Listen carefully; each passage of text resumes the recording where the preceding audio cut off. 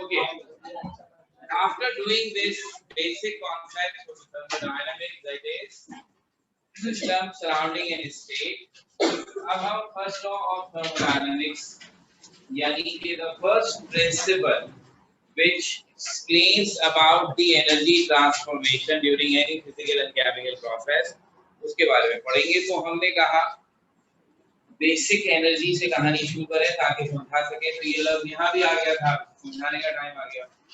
देखिए जो energy in चारों के अलावा हमें अपनी एलिमेंट्री क्लासेस से बहुत ज्यादा पता है वो दो हैं, kinetic energy and potential energy. Kinetic energy जिसका ताल्लुक है मोशन ऑफ दी पार्टिकल से, और पोटेंशियल एनर्जी पोजीशन। ठीक है, जब कोई ऑब्जेक्ट मूव करता है तो उसकी मूवमेंट की वजह से उसमें काइनेटिक एनर्जी होनी चाहिए, और चूंकि मूवमेंट की वजह से वो अपनी पोजीशन चेंज करता है तो पोटेंशियल एनर्जी भी होनी चाहिए। ओके, अब एक दफा का जिक्र है, मैंने कहा था दीवार में एनर्जी है, चीजों में एनर्जी, परेशान कहाँ है वो एनर्जी बताने का वक्त आ गया। ये सब चीजें चाहे वो लिविंग है या non living, they made up of atoms. ये सब के सब एटम से मिलके बने हैं। And in most of the cases, these atoms combine with other atoms to form molecule. चाहे सॉलिड हो, चाहे लिक्विड हो, चाहे गैस हो। Kinetic molecular theory में हमने पढ़ा था, these particles are in continuous motion.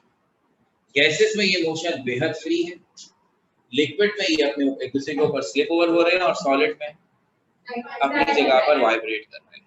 Motion तो सब जगह पर हो रही है। तो अगर सॉलिड ही की बात ले लेते हैं, नहीं लेते लिक्विड और गैस की, तो सॉलिड के भी मॉलिक्यूल्स, एटम या आयन जिनसे भी मिलकर सॉलिड बना है, वो जहां मौजूद है वहीं अपनी जगह पर वाइब्रेट करते हैं। That vibration needs energy. ठीक है, हम इस वाइब्रेशन को वाइब्रेशन नहीं कह रहे, हम इसे कह रहे हैं कि सॉलिड अपनी जगह नीचे था ऊपर चला गया। तो ये मूवमेंट जिसके नतीजे में कोई अपनी जगह बदलता है, उसके लिए लफ्ज इस्तेमाल होता है translational energy, translational motion. Transition का मतलब है चेंज ऑफ पोजीशन। तो जब कोई सॉलिड अपनी ही जगह से ऊपर जा रहा है फिर वापस नीचे आ रहा है, तो वो अपनी जगह बदल रहा है, तो इसको हम ट्रांजिशन कहते हैं। लिक्विड और गैस में तो होती ही है, उसके लिए तो अभी हमें कोई डर जरूरत नहीं। अभी हम एक बहुत ही जबरदस्त बात करने वाले हैं, आपको अंदाजा हो कि एक एक चीज के अंदर क्या क्या कहानियां होंगी। तो अब फर्ज कर लीजिए सॉलिड जो है जिसका हम तस्करा कर रहे हैं वो है आयोडीन, आयोडीन सॉलिड। मैंने उसकी एग्जांपल इसलिए ली कि आयोडीन के अंदर आयोडीन के दो एटम्स आपस में मिलकर मॉलिक्यूल बनाते हैं। सो उनके मॉलिक्यूल में बस दो ही एटम होते हैं, तो इसलिए उसे समझाना आसान है। बाकी उसके मॉलिक्यूल में ज्यादा एटम होते तो मुश्किल। तो अब आयोडीन के अंदर जो दो एटम्स हैं, फर्ज कर ले वो ऐसे मिले हुए, तो अभी ग्रुप ऑफ एटम्स मॉलिक्यूल होगा। ये मॉलिक्यूल पूरे पूरे दोनों एटम ऊपर जाते हैं नीचे आते हैं, ऊपर आते हैं नीचे। ये इनकी ट्रांसलेशन मोशन, इसलिए हमने इसे ट्रांसलेशन मोशन कहा है कि इसमें पूरा मॉलिक्यूल अपनी जगह छोड़ रहा है, जबकि इसमें वाइब्रेशन मोशन एक और तरीके से हो रही है। वो तरीका क्या है? ये जो दोनों एटम आपस में जुड़े हुए हैं, हमें याद होगा the force which keeps the atoms together, वो फोर्स जो एटम्स को जोड़ती है ताकि वो मॉलिक्यूल बना सके, उसे कहते हैं बॉन्ड, केमिकल बॉन्ड। ये नाम भी सुने होंगे, आयनिक बॉन्ड, कोवैलेंट बॉन्ड, ठीक है ना। तो इन दोनों के बीच में जो बॉन्ड है उसकी वजह से ये दोनों क्या कर रहे हैं, ये इस एटम का न्यूक्लियस है, ये इस एटम का न्यूक्लियस है। ये ऐसे जुड़े हुए नहीं रहते हैं, बल्कि ये हर वक्त एक दूसरे के करीब आ रहे हैं, दूर हो रहे हैं, करीब आ रहे हैं, दूर हो रहे हैं, करीब आ रहे हैं, यानी विद इन द मॉलिक्यूल दोनों एटम ऐसे से वाइब्रेट कर रहे हैं। पूरा मॉलिक्यूल अप डाउन मूव कर रहा है, और जब वो अप डाउन मूव कर रहा है तो क्या हो रहा है, ऐसे ऐसे भी हिल रहा है। तो वाइब्रेशन भी हो रही है और ट्रांसलेशन भी हो रही है। अच्छा भाई, ये तो मैंने इमेजिन कर लिया, ऐसे ऐसे दूर करीब भी हो रहा है, ऊपर नीचे भी हो रहा है। अब साइंस ने का एक और काम हो रहा है, और वो काम ये हो रहा है कि जिस जगह इनका आपस में जंक्शन पॉइंट है, इस पॉइंट को एक्सिस बनाकर ये दोनों गोल गोल भी घूम रहे हैं यूं। अब सोचिए, अब सोचिए क्या हो रहा है, यूं भी घूम रहे हैं, यूं भी हो रहा है, ऊपर नीचे भी हो रहा है। इसी को तो कहते हैं डांस करना। जो आपकी फितरत में छाया हुआ ना, टेढ़े मेढ़े अंदाज से उछलना कूदना। मैंने बोला अंदर जितने पार्टिकल भर रहे हैं ना, वो यही कर रहा है। तो जो बड़ा वाला है उसको भी शौक चढ़ा हुआ है हिलने डुलने का। So complicated to think. Every particle in solid, liquid or gas, it is executing translational motion, it is executing vibrational motion, and it is executing the rotational motion, in which the atoms are rotating around their Hawking axis. अभी ये नहीं सोचने का time ये standard नहीं हुआ हमारी class का कि हम ये सोचें कैसे हमें पता लगा और ये क्यों होता है, ये बहुत तफसील से पढ़ना होता है आगे क्लास। अभी सोचने का काम ये है कि मूवमेंट जैसी भी कोई हो उसके लिए एनर्जी चाहिए। इसका मतलब है ये सारी मूवमेंट्स करने के लिए दुनिया के हर सब्सटेंस के पास एनर्जी मौजूद होगी। So this particular object, as its molecules are doing these all things, इसके पास ट्रांसलेशनल काइनेटिक एनर्जी होगी ताकि इसके मॉलिक्यूल ट्रांसलेशनल मोशन कर सकें। इसके पास वाइब्रेशनल काइनेटिक एनर्जी होगी ताकि इसके मॉलिक्यूल्स में मौजूद एटम्स वाइब्रेट कर सकें, और इसके पास रोटेशनल काइनेटिक एनर्जी। तो इन सारी काइनेटिक एनर्जीज को अगर जमा कर दें तो वो कहलाएगी टोटल काइनेटिक एनर्जी। ठीक है, तो इसके पास काइनेटिक एनर्जी है because of the movement of the particles inside it, और वो कहला रही है टोटल काइनेटिक एनर्जी। टोटल का लफ्ज लगाना इसलिए जरूरी है कि अंदर एक से ज्यादा टाइप्स की मूवमेंट हो रही है और हर मूवमेंट की अलग काइनेटिक एनर्जी है। सबको जमा कर दिया टोटल काइनेटिक। अब जब ये मूव कर रही हैं तो अपनी पोजीशन बदल रही हैं, और पोजीशन से जो एनर्जी एसोसिएट है वो कहलाती है पोटेंशियल। तो अब इनकी टोटल एनर्जी क्या हुई? इनकी टोटल एनर्जी हुई total kinetic energy plus potential energy. इन दोनों को जमा कर देंगे तो ये इसकी बनेगी टोटल एनर्जी, और इस टोटल एनर्जी को हम कहते हैं इंटरनल एनर्जी। ठीक है ना। अब ये वो एनर्जी है जिसके रूट कॉज तक तो हम पहुंच गए हैं। मैंने ही कहा था टोटल एनर्जी कितनी है किसी भी चीज के अंदर हमें नहीं मालूम हो सकती। हम सिर्फ उस एनर्जी को ट्रेस करते रहेंगे जिसकी एक्टिविटी हमारे इल्म में आती रहे। तो हमारे पास पार्टिकल्स की मूवमेंट के एविडेंसेस आ गए, इसलिए हम इस तक तो पहुंचे। हमने कहा ये तो कम से कम हर एक के पास है ही है।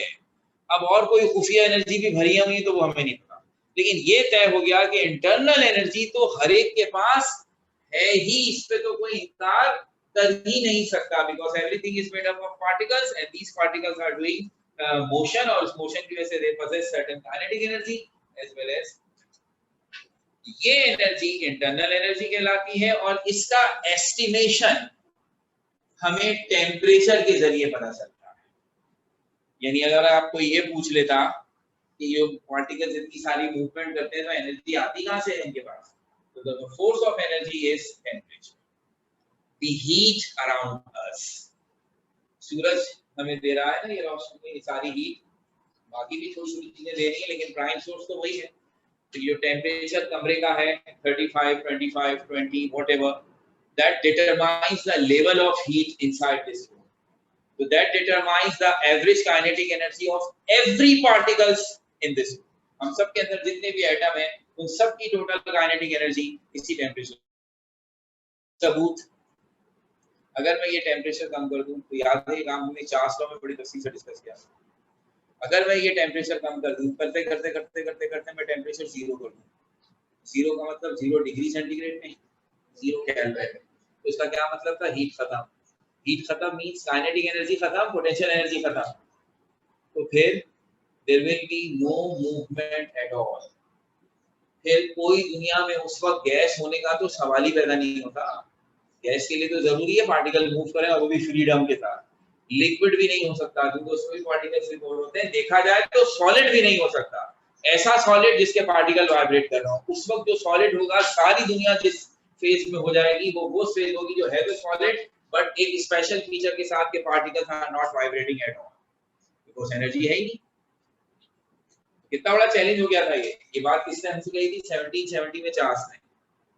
तो हमारे दिमाग में क्या हुआ यार, ये टेम्परेचर अचीव करके क्रॉस कंफर्म करो, वाकई ऐसा होता है कि नहीं होता, ये तो मुझे झूठ तो नहीं बोल दिया। तो मैंने उस वक्त ही कहा था 15 साल पहले, जिस आदमी को फिजिक्स में नोबेल प्राइज मिला था उसने ये काम कर दिया, अभी हुआ है बहुत अर्से के बाद। फिर आखिर हमने इसे एक्सपेरिमेंटली एग्जामिन कर लिया है कि अगर हम ये टेम्परेचर अचीव कर लें तो लिटरली ऐसे ही no motion at all exist at that, energy नहीं है तो कहां से। तो इसका मतलब है internal energy determines the total kinetic energy and potential energy of any object, और ये डिपेंड करती है टेम्परेचर पर। आप टेम्परेचर बढ़ा दें इसका मतलब है आपने और हीट दे दी तो काइनेटिक एनर्जी बढ़ जाएगी, इंटरनल एनर्जी बढ़ जाएगी। कम कर दें कम हो जाएगी। तो इंटरनल एनर्जी का लेवल डिटरमाइन करना बड़ा आसान है थर्मामीटर से।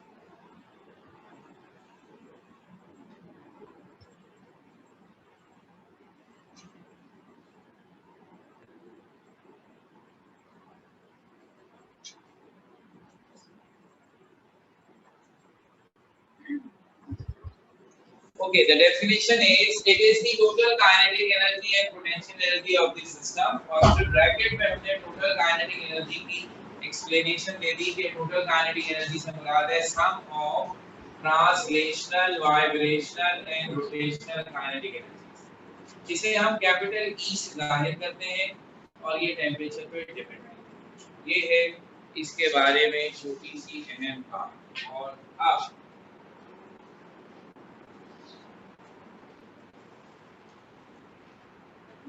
जैसा मैंने अभी जाते हुए कह दिया था, the only topic of the chapter is the first law of thermodynamics। ये नहीं है कि एक तो है टॉपिक, लेकिन इसका ये मतलब नहीं काफी तफसील से होगा वो, लेकिन है यही बस। First law of thermodynamics chapter के एंड तक इसी बात है। फर्स्ट लॉ ऑफ डायनामिक्स,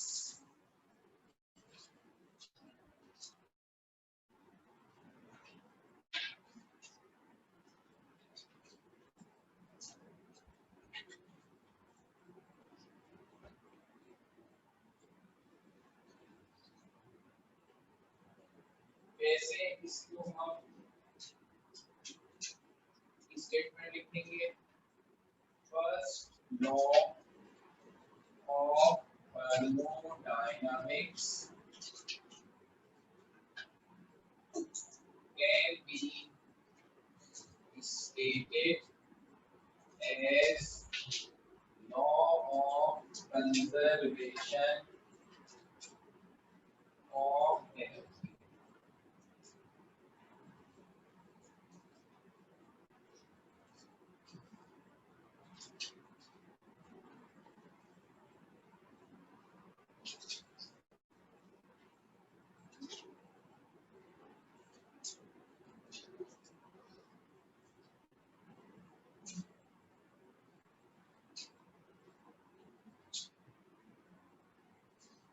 हमने लिखा है कि फर्स्ट लॉ ऑफ थर्मोडायनेमिक्स असल में law of conservation of energy ही को कहते हैं। और law of conservation of energy तो हम बचपन से पढ़ते हुए आ रहे हैं। इसके मुताबिक energy neither be created nor destroyed but can be converted to one form of energy to an equivalent amount of other form of energy।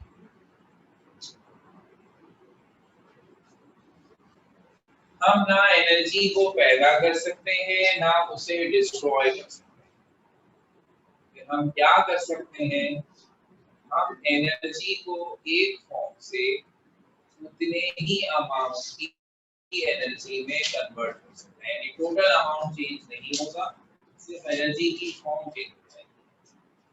That basic principle is also the first law of thermodynamics. यानी thermodynamics वालों ने अपने subject की बुनियाद इस law पर ही रखी, जो कि वैसे ही इसका फंडामेंटल लॉ। हमारा मानना ये है कि अगर यही फर्स्ट लॉ ऑफ थर्मोडायनामिक्स है तो हमें वैसे ही आता था। पहली बात, चलो नहीं भी आता था तो इसे बताने में या भी बताने में ना इसमें कहीं सिस्टम का तस्करा है, ना इसमें कहीं सराउंडिंग का तस्करा है, ना इसके लिए कोई स्टेट, ना कोई इंटरनल। तो ये सारी टर्म्स हमें क्यों पढ़ा दी हम भाई में? अगर यही वाला लॉ था तो वैसे ही पढ़ा देते। इसमें तो कहीं सब चीजों का तस्करा नहीं आया।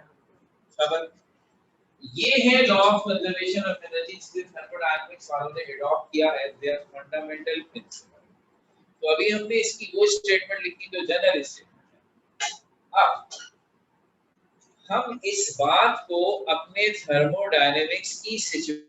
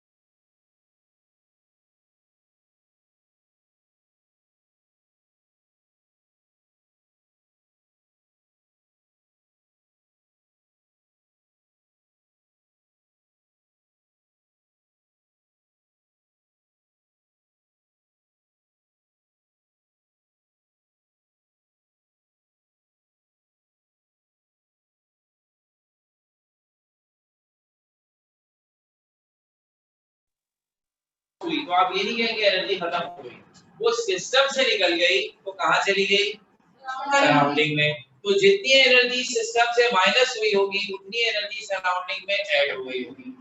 इसका उलट भी हो सकता है। अब जितनी एनर्जी सिस्टम में आई है तो वो कहीं से पैदा नहीं हो गई है, तो सराउंडिंग से कम हुई है तो सिस्टम में गेन हुई है, सिस्टम से लॉस हुई है तो सराउंडिंग में गेन हुई है। तो अब ये जो लफ्ज हमने लिखा है इसमें तरकीब का बड़ा खास ख्याल रखना है। हम ये कहना चाहते हैं एनर्जी लॉस बाय सिस्टम। अगर सिस्टम ने एनर्जी लॉस की है तो सराउंडिंग ने गेन की है, और अगर सिस्टम ने गेन की है तो सराउंडिंग ने लॉस की है। तो जब आप लिखेंगे तो ऑर्डर का ख्याल रखेंगे। जब आपने एनर्जी लॉस और गेन लिखा है फॉर सिस्टम, पहले लॉस फिर गेन, तो सराउंडिंग में पहले गेन और फिर लॉस लिखना है, ताकि लफ्ज का मतलब ये बने कि जब सिस्टम ने एनर्जी लॉस की तो सराउंडिंग ने गेन की, जब सिस्टम ने गेन की तो सराउंडिंग ने लॉस। अगर आप लिखते वक्त इस बात का ख्याल नहीं रखेंगे, इधर भी लॉस और गेन और इधर भी लॉस और गेन लिख देंगे, तो जुमले का मतलब क्या होगा, सिस्टम ने एनर्जी लॉस की, सराउंडिंग ने भी लॉस कर दी। देखा हम तुम्हारे साथ हैं, तुम गेन करोगे तो जादू का लॉ हो जाएगा, फिर फर्स्ट लॉ थर्ड एनालिसिस। ठीक है, तो अब यहाँ लव सिस्टम सराउंडिंग आ गए जिसकी हमें जरूरत थी, और इसी के बिना पर अब आप तीसरा और बड़ा आसान स्टेटमेंट दे सकते हैं कि इसका ये मतलब हुआ कि कुछ भी कर लें, जब से यूनिवर्स बनी है उस वक्त से लेकर अब तक टोटल एनर्जी वही है। बस ये हेर फेर हो रहा है कि पहले किसी और फॉर्म में थी तो अब किसी और फॉर्म में हो गई होगी, लेकिन एक पैनी एनर्जी का ना बना है ना कंज्यूम हुआ है। तो इस हिसाब से the third and final statement is total energy of system and surroundings remains constant.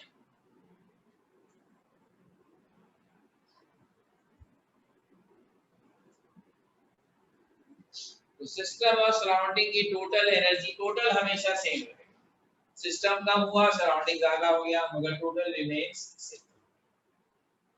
फिर याद दिला दूं, एग्जाम के लिए कोई ऑप्शन नहीं है, आपको तीनों याद रखनी है।